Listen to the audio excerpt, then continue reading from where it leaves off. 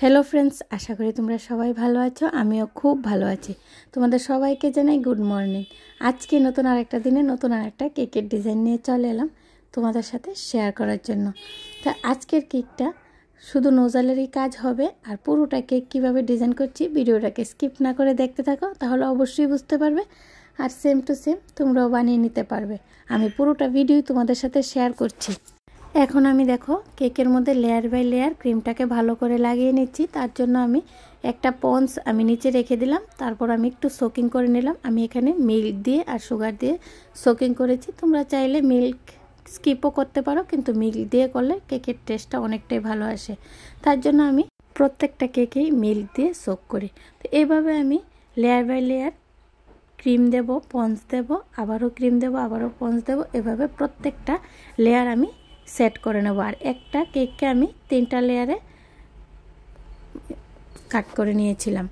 তো আমার layer by layer set করা কমপ্লিট হয়ে গেছে। এখন দেখো ভালো করে ক্রাম কোটিং করে নিতে হবে। ভালোভাবে ক্রাম কোটিং না করলে কেকের ফিনিশিং দেওয়ার সময় কেকের গুলো ফিনিশিংয়ের সময় ক্রিমে চলে আসবে, তো দেখতে একদম ভালো লাগবে না, ফিনিশিংটা দিতেও অনেকটাই অসুবিধা হবে।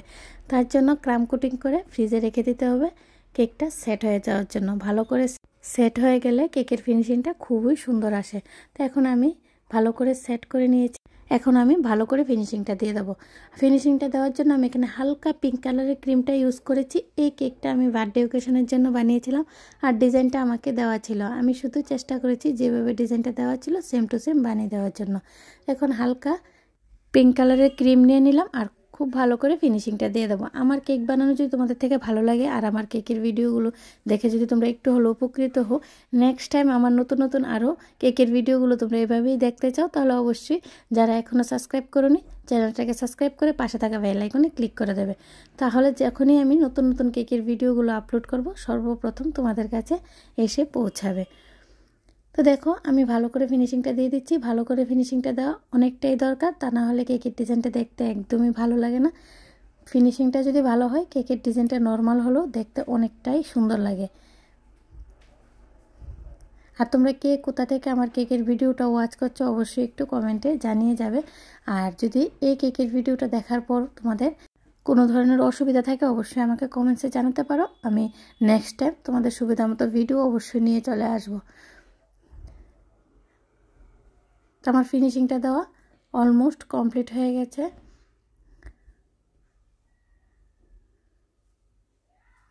ভালো করে ফিনিশিংটা না আসা পর্যন্ত ফিনিশিংটা ভালো করে দিয়ে দিতে হবে। তো আমার কেকের মধ্যে ফিনিশিং দেওয়া কমপ্লিট হয়ে গেছে।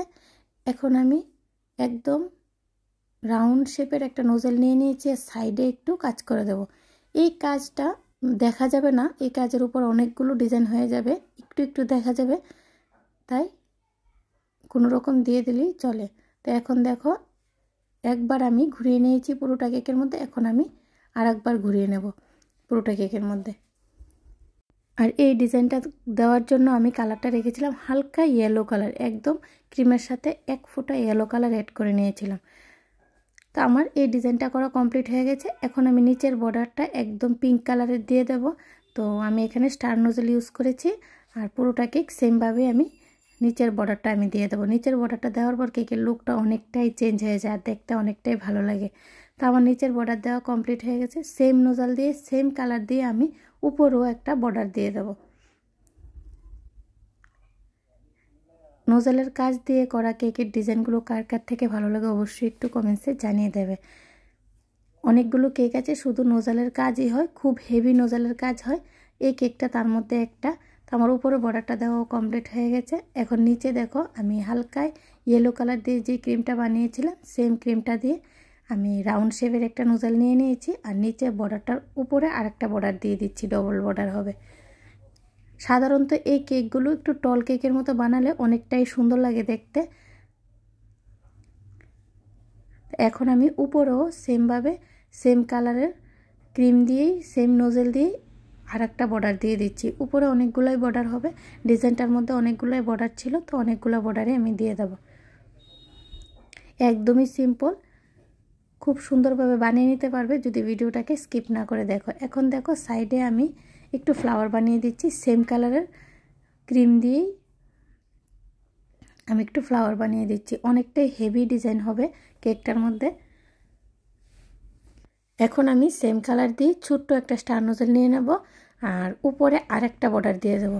তারপর আমি ইয়েলো কালারের দিয়ে আবারও একটা বর্ডার দিয়ে আমার কেকের ডিজাইনটা কমপ্লিট করবো। বার্থডে টপারটা লাগিয়ে নামটা লিখে দেবো। তো আজকের মতো এই পর্যন্তই ফ্রেন্ডস। নতুন আরেকটা দিনে নতুন একটা কেকের ভিডিও নিয়ে তোমাদের সবার সাথে আবার দেখা হবে। সবাই খুব ভালো থেকো, খুব সুস্থ থেকো আর খুব খুব আনন্দে থেকো। আর যারা যারা আমার কেকের ভিডিওটা পুরোটা ওয়াচ করেছে তোমাদের সকলকে জানাই অসংখ্য অসংখ্য ধন্যবাদ।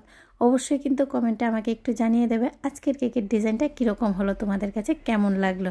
তোমাদের সবাইকে জানাই রাধে রাধে।